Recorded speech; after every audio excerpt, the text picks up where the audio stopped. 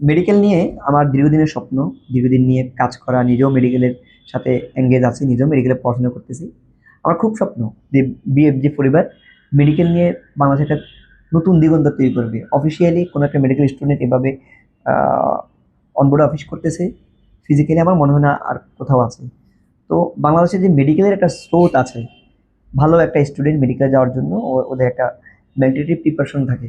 তো আমি এই মেডিকেলকে একটা মানে কিভাবে তারা ভিসা নিশ্চয়তা নিয়ে বাইরে দেশে পড়াশোনা করতে যাবে, আমি এটা এটা এটা নিয়ে কাজ চলমান আমার আছে। এবং আলহামদুলিল্লাহ প্রতিটা দেশের আপডেট আমার মুখের উপরে।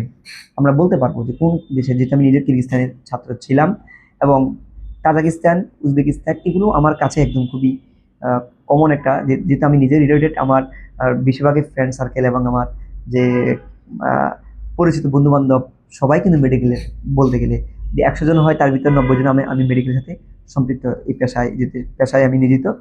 তো যাই হোক, মেডিকেল সম্পর্কে যদি আপনাদের কোনো জানার ইচ্ছা থাকে, আপনারা মেডিকেলের জন্য কি কি করবেন না করবেন, তো অবশ্যই আপনারা আমাদের সাথে পরামর্শ করবেন।